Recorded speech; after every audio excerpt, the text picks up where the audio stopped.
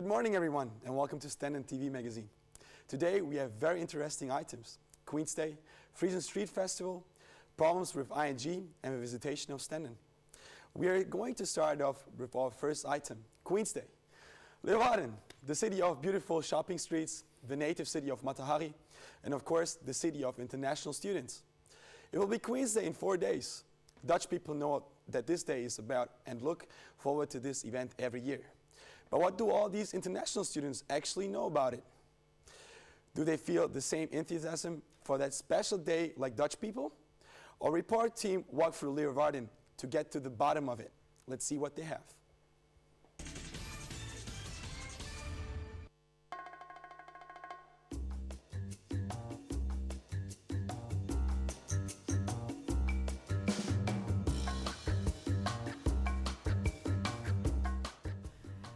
Everyone, my name is Britta Gustafsson. Today we're here in Leeuwarden and we're going to find out what international students know about the Queen's Day. What do you know about the Queen's Day? Nothing, it's about the Queen. Maybe on the April 30th, I think. Queen's Day is the celebration of a new king in Holland. There's always a lot of party and many people are outside, and yeah, it's always a lot of fun as I experienced it. Queen's Day. Yeah. To be honest, not a lot. This year, the Queen will go out. But do you know anything about the happenings here in Leeuwarden during the Queen's Day? Not yet. Crazy, all the people are on the streets and partying. On every big street, they are putting flags of the Netherlands out and they show it. I know that Club Red or Club Hemingway offers some party. Alcohol, it's on the street. People dressed in orange. Okay, and what do you know about the King song? What is the King song? Nothing. Okay. No idea. Nothing. The King song? Never heard of it. Nothing. Nothing. Okay. Now we are at Stenden University and we found some international students that are practicing the King song. So let's have a look.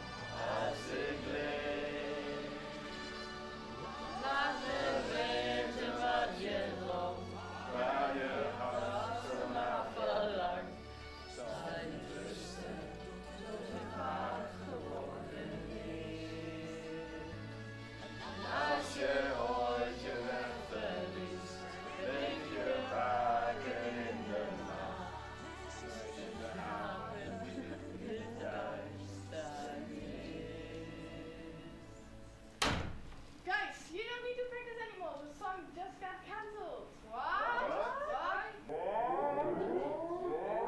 No!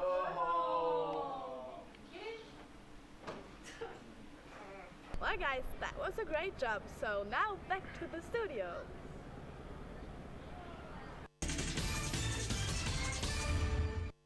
Luckily they already practiced because the song is on again. As you could see, international students don't know a lot about Queen's Day. So we invited the next guest to give them more information. On the chair next to me is Yannick Jonathans. He's a 25-year-old event manager and he has been working for Club Red since February. Club Red is organizing some events on Queen's Day and Yannick is one of the main organizers. Hello Yannick, welcome to the show. Thank you. How are you today? Fine, thanks. Actually, the international students didn't know that much about Queen's Day. Yeah, that's a shame. What do you think about that and how come? Well, it's a true Dutch festival, of course. It has really to do with our royalties within the Netherlands. So I don't expect every international coming in to know everything about it, but it's a lovely party, and most of them knows a lot of orange, a lot of partying going on. So as long as they know where to find the festival, it's fine by me. Perfect, that's right. As much as I know, Queen's Day is very popular in the Netherlands, and you're celebrating it every year.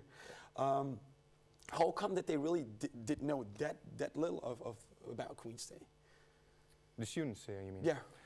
Yeah, I don't know. It's I think it's a festival that's also taken for granted a lot of times because it's every year and it's just one of the most festivals, and especially in Leeuwarden where we organize a lot of festivals throughout the entire year. It's maybe also a little difficult to make a separation between the national festivals and the local festivals.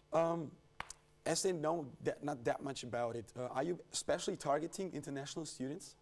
No, for this event we've chosen to keep it as broad as possible. It's actually for everyone living in the Netherlands or visiting the Netherlands, just to celebrate Queen's Day with us. As I know that it is a huge event and everybody's celebrating, and of course in orange everybody's wearing the national color. When did you start to organize? I mean, you have to have a plan somehow and you have the start point. So when was that? Yeah, it depends. This festival we have done it multiple years, and that does make a difference. And nowadays we start around end of November, beginning of December with the first concepts. Right. As internationally known, there's a change in the royal family. Prince Alexander is going to be the king. When you heard about it, did it make any changes? Not directly. It does has an influence on the fact that next year we can't call it Queen's Day anymore. It's going to be changed to another name. What that will be, it's a secret that will be revealed on the festival itself. Furthermore, you do have to make some adjustments in your planning, also due to the fact that the complete application is being broadcasted on TV, and that can have an influence on your visitors. So you have to make small alterations, but not really drastic ones, no. Right. Maybe you can give us a little secret. How far are you, and how is it going so far? I mean, how are the people working on the project? Are they all excited? Yeah, everybody's excited. Every year we have a terrific crew and terrific partners that we work together with. We started actually yesterday morning at 6 a.m. First building the stage. That has now been built, only the skeleton of the stage. And this morning again at 5:30 we started again with, by now I think 14 truckloads have been delivered. And another 12 have to come. So that's a lot. Yeah. And thank you for being my guest, answering my questions, and wish you a nice day. Have you also heard about the Friesen Festival? I do hear, of course. You have to be aware of the festivals in your own town. Okay. So, thank you very much for being here today, and good luck with the last preparations. You're welcome. And Thanks. see you next time, next to the IT.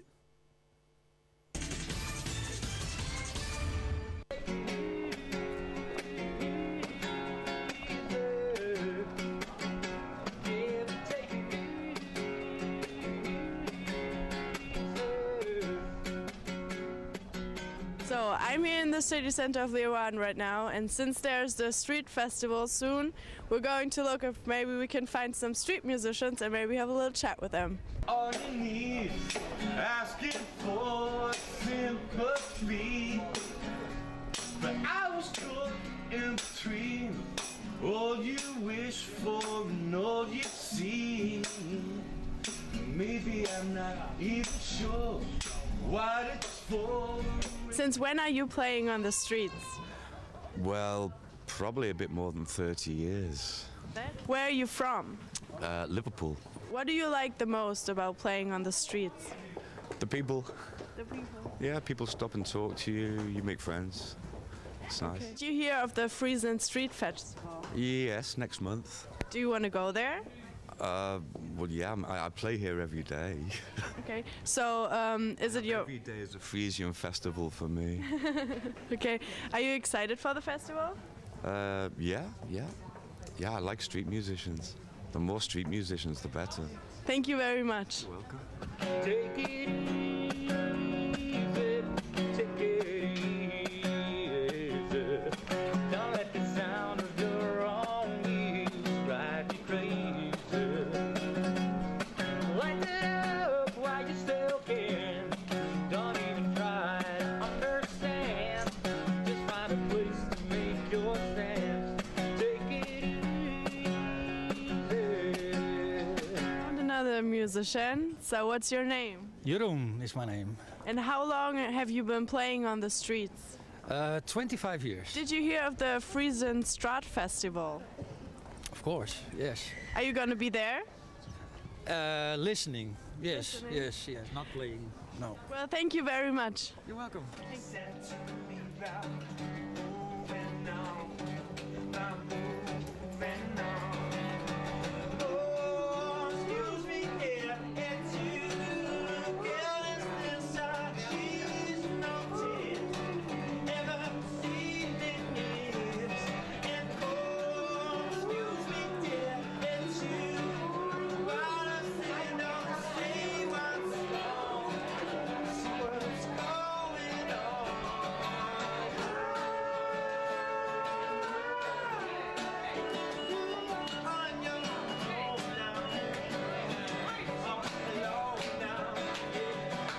Okay, so I just found some street musicians in the pub street. So how are you guys doing? Yeah, it's really cold, but it's great. But do you still enjoy playing on the street even though it's really cold? Yeah, we do. We got a lot of reactions, and it's mostly positive. What exactly do you like about playing on the street? Because you meet a lot of people that don't go to a normal gig, you know, so and you confront them with it, and often they like it, so that's why.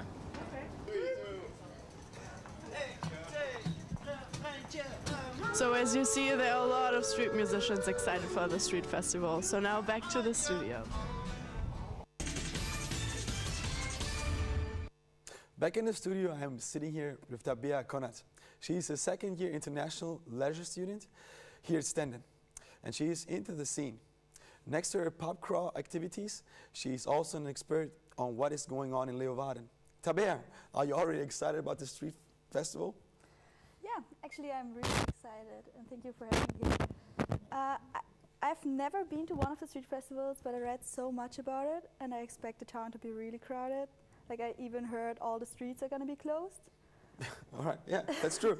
As you know, Leeuwarden is really popular for the musicians. I mean, it's a positive thing for you guys. How do you try to get advantage of this? Yeah, that's true, and I think it's really nice to have so much music here.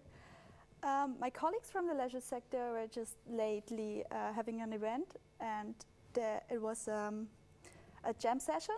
So we are trying to give people the opportunity to show their skills in music, even when they are not popular yet.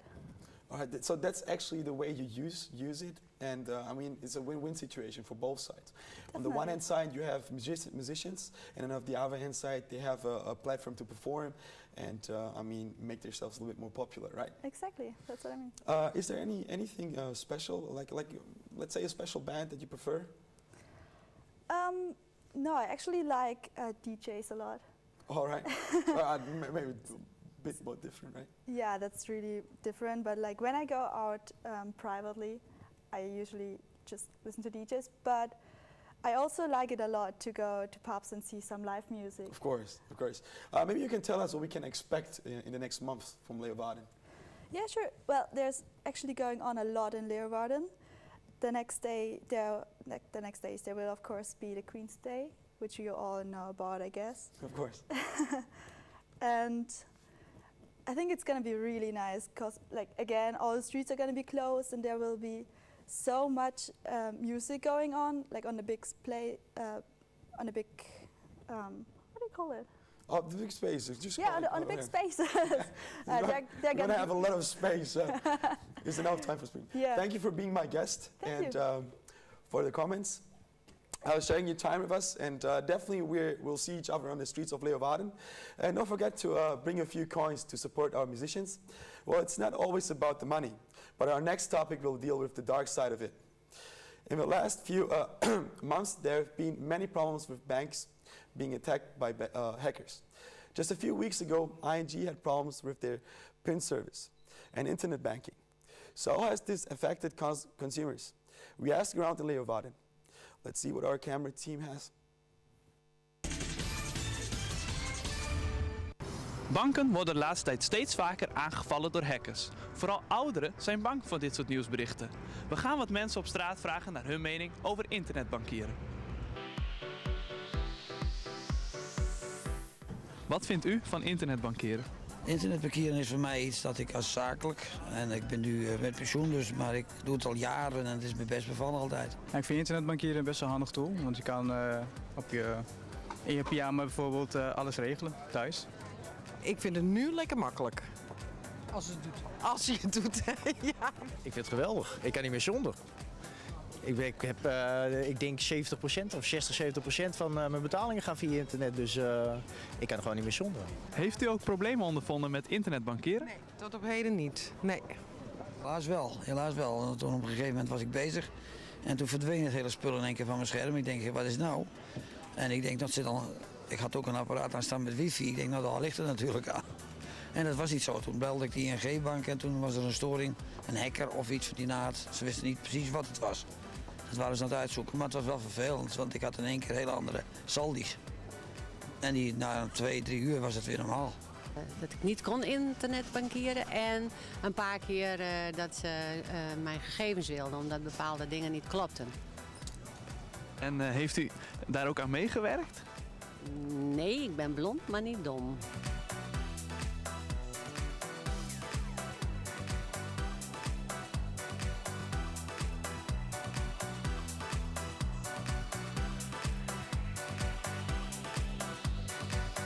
Ziet u ook verschil met nu en vroeger van het gebruik van contant geld? Nou, er is wel degelijk verschil, denk ik, hè? Nu, alles moet via internet. Het wordt je in je strot gedouwd, zeggen wij in het Westen.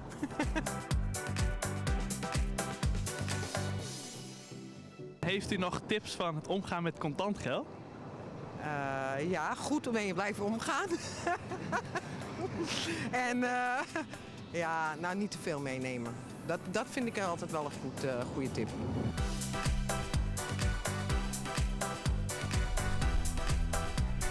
Toen u een probleem had, hoe is het omgegaan met dit probleem bij de bank?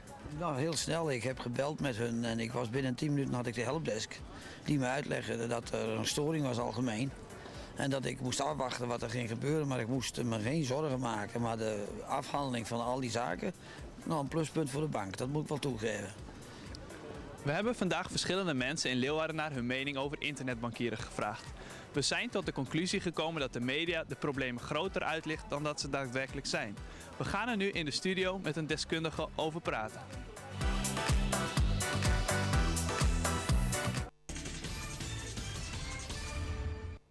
Besides the internet banking problems, the bank also had some trouble with communicating the problems to the customers. Now I'm going to talk with Peter Mulder, a communication specialist, about these communication problems. We're going to discuss the problems and how they could have handled it better. Hello Peter, welcome to the show. Thank you. Hope you're enjoying. How are you today? I'm fine, thank you. Very well. What do you think the banks could have handled it in a better way, or what could have been a better way to handle it? Yeah, well, I think the bank said it themselves. They said, well, we're not fast enough. We didn't respond fast enough, and we should do it better next time. Right. So that's the main thing. They have to know what the issue is, and they have to inform the customers what's going on, how it will be solved, when it will be solved. Of course. I think from the banks as well, for the customers, it is always a problem to find the right medium to talk to each other. Yes. And it is always hard for me as a customer, for example, to just go to the bank or write an email or a phone call. Yeah. What is your opinion about that? What would be the right medium to talk to banks or to handle in that kind of communication? Well, first of all, it's all about trust. You saw someone talking about trust. We have to do it at the internet. So you have to communicate through the internet too. Use the social media.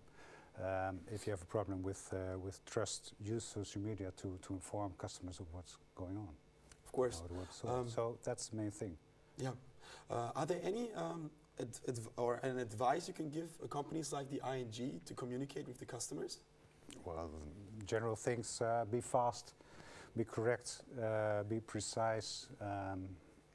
It's always important. So it's not. It's any issue. Every issue has its own dynamics. So be aware of what could happen.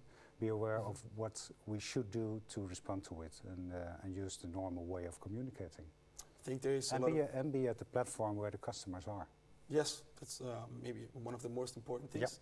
Yep. I think there is a lot of work about analysis and to see and then communicate with the customers as well.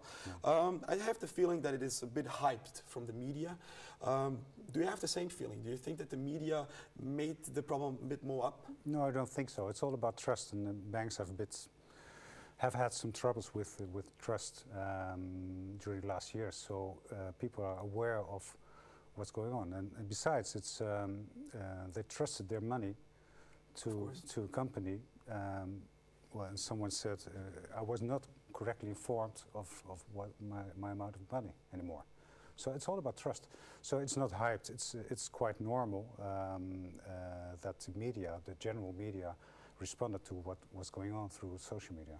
Of course. Do you think that the banks are taking this theme, this topic, seriously enough? Absolutely. I know someone who works here in Leeuwarden at the call center, and she informed me of what was going on, the things were going on. And they're very serious. They're very professional too.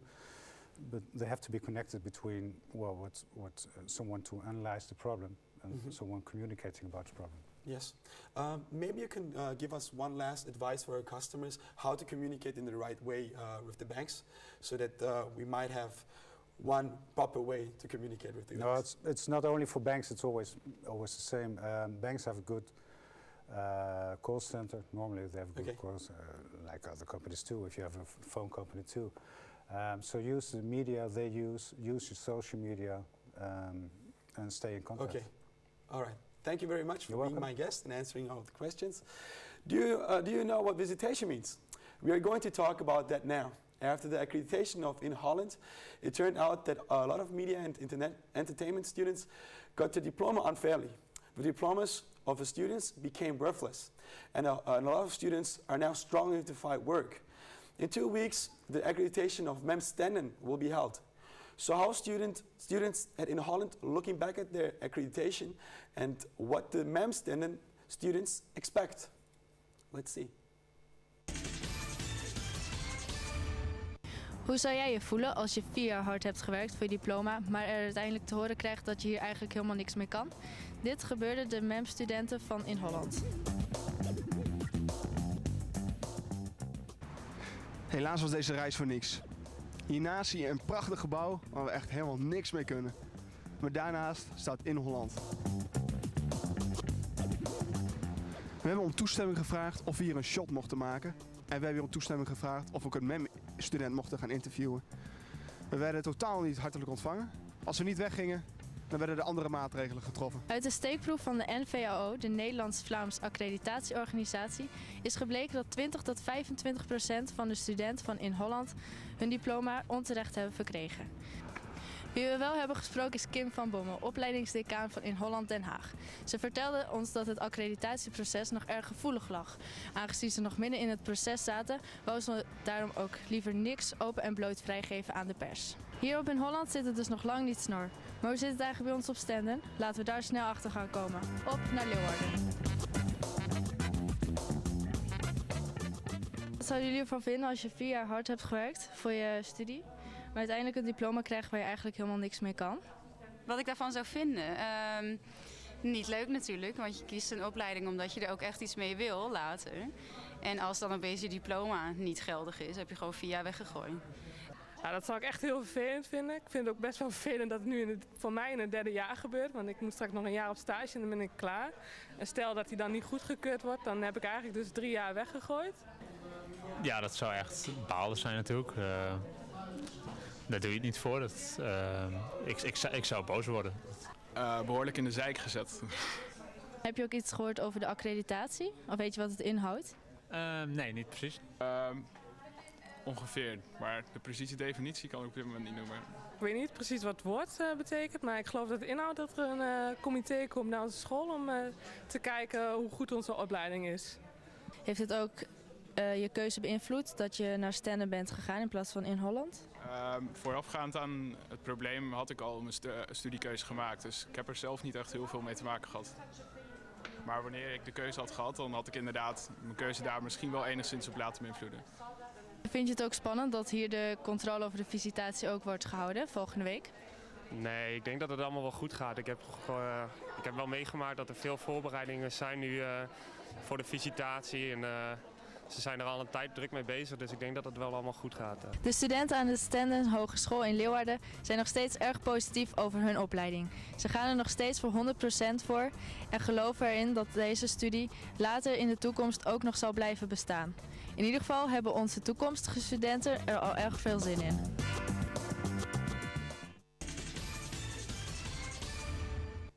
Next to me is sitting Patrick Bemelmans. He is the head of school of Stenden University. Welcome, Patrick. Thank you. How are you feeling about the accreditation of Stenden University? Well, it's the accreditation of the MEM program, and actually I'm feeling quite good. It's 6th and 7th of May, and well, we're ready for it. So yeah, it's exciting to do. Okay, that's good to hear. For me, as a MEM student, it is hard to understand what accreditation actually means. Maybe you can tell us a little bit how this accreditation works and what is going to happen in the next few days. Okay, well, in a nutshell, you have a sort of an audit team from government that comes in and checks whether your program has a good quality system, meaning that if we do something, do we check with you students if it's working all right, if it's up to standards, and if we see that there are any mistakes or things that aren't good enough yet, that we improve them. That's one thing that we have to show. And the other thing that we need to show is that the level of graduation, so the end level that you reach, that it's sufficient for the business. Of course. Basically, that's all. So I think there's a lot of work for preparation. And yes, but mainly because we have to write everything out. What an accreditation or a visitation actually is that you show what you're doing all the time. If you would have to come up with all new stuff just for the visitation, then there would be a problem. Because all we have to do is to let those people see what we are doing all the time. And we think that it's up to level, and we're sure that they will find that as well. But you need to prepare it and you need to show it in a certain way. And that's it. Good to know. And we all heard about the problems in Holland had. Maybe you can tell us a little bit what actually happened and how it happened, or is there any threat that it could happen to us? Well, never say never, but I'm sure that it won't happen to us. And I think what happened in Holland was a lesson not only for the MEM programs, but for all programs in the Netherlands. Because what happened there was basically there were a lot of students who were already working in the business, but didn't graduate. And at that time, the funding for schools was based on graduation also of students. So for a school, it's good that a student graduates.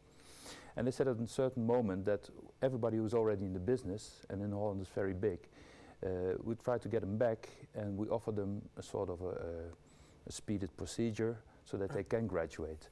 And in that process, which has been done with all good intentions, mistakes have been made. So procedures weren't kept completely, not everybody was aware of what was happening, and maybe for some theses there should have been a better control. But on the whole, most students from in Holland have graduated, have actually a very good diploma. Not as good as yours, of course, but a good diploma. Of course, hope so. So we could basically say that in Holland is a special case. Absolutely, absolutely. And at the moment they're working very hard on it. I just met with one of their managers last week. And next September they will have the final outcome of all the investigations. And hopefully they will be cleared then and can continue as usual. What I heard from the students is more the question: how do we ensure that a case like in Holland is not happening in Stenden? Well, basically, we just have to do what we have been doing. The funny thing is sometimes students complain because if you have a proposal for a thesis, we make it too difficult to get it approved. Or if you send in a draft, we send it back and say, well, it's not good enough. Basically, that is what we have to keep doing, making sure that we're up to standard and that we're on a high level. As long as we do that, we will always pass the visitation, and your degree will always be a good degree. So basically, that's all. So we will make life hard for you. And in return for that, you get good degrees. Yeah, we are all, facing it, and hopefully we're going to make it. But what if the worst case of scenario happens, and we really? In that case, the logical next step is if you fail the visitation, which is basically an exam, you get 1 year to repair that. Okay. So what they will do then is that they will select different cases that they had questions about, and you will have to show in the next year that you have improved that. Okay. And then you get another examination, as it were. Super. If you fail that one, okay, then we're talking major problems. Then the program won't be allowed to take any more students. Okay, thank you very much for being my guest. Welcome. That was a very interesting show. I hope you guys enjoyed it. Thanks again to our guests, and have a nice day.